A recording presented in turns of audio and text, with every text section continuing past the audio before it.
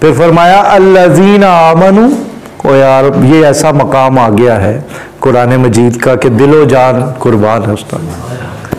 الذین آمنوا، وہ لوگ جو ایمان لے آئے، وتطمئن قلوبہم بذکر اللہ، ان کے دلوں کو اطمینان حاصل ہو جاتا ہے اللہ کی یاد سے۔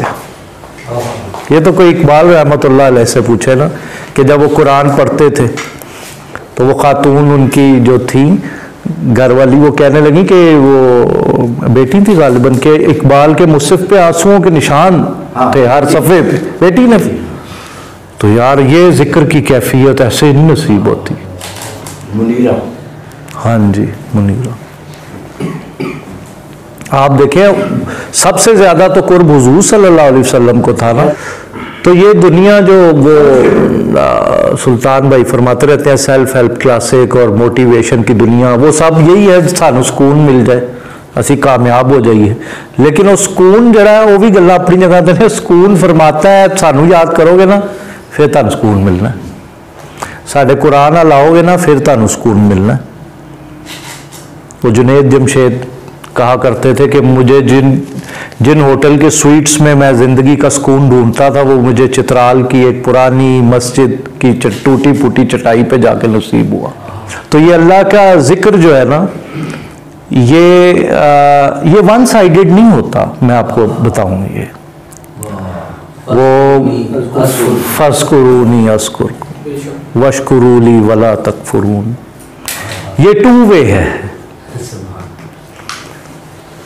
جو میرے شیخ تھے وہ پی ایچ ڈی کی ہوئی تھی فلسفہ میں، تو اکثر لوگ بڑے بڑے وہ سوال کرتے تھے انٹلیکچوئلس، تو وہ کہتے تھے ایک میں آپ کو بات کہتا ہوں، آپ نئے کپڑے پہنے ایک کمرے میں چلے جائیں اور خاموشی سے نا، آپ کہتے ہیں اللہ نہیں ہے تو آپ خاموشی سے نا اس کو پکارنا شروع کر دیں، آپ کہیں اللہ اللہ اللہ، اس کو پکارتے رہے دل کی تڑپ کے ساتھ۔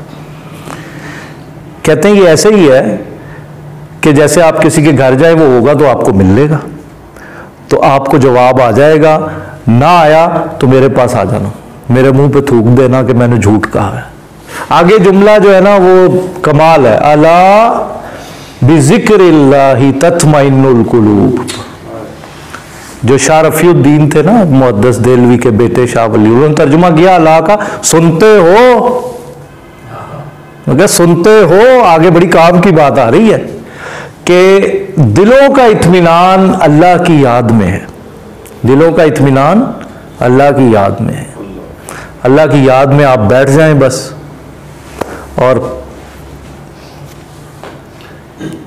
اللہ اکبر۔ یہ 1400 سال سے یہ آیت پڑھی جا رہی ہے، کتنے لوگوں کو سکون دے رہی ہے یہ آیت، کیا کمال آیت ہے۔ پھر فرمایا الذین آمنوا، وہ لوگ جو ایمان لائے، وعملوا الصالحات طوبی لہم وحسن مآب، وہ لوگ جو ایمان لائے اور جنہوں نے نیک عمل کیے۔ قرآن مجید کا آپ مطالعہ کریں، آپ دیکھیں گے ایمان اور عمل صالح یہ لازم و ملزوم ہے، یہ ساتھ ساتھ ہی چلتے ہیں۔ اگر عمل صالح نہیں ہے تو ایمان ہی نہیں ہوتا، اگر ایمان ہوگا تو عمل صالح ہوں گے۔ ایمان چھپ نہیں سکتا، کہتا محبت نہیں چھپ سکتی، خوشبو نہیں چھپ سکتی، ایمان کہاں چھپتا ہے، چھپ نہیں سکتا وہ۔ تو فرمایا ایمان لے آئے اور نیک عمل کیے، ان کے لیے خوشحالی ہے۔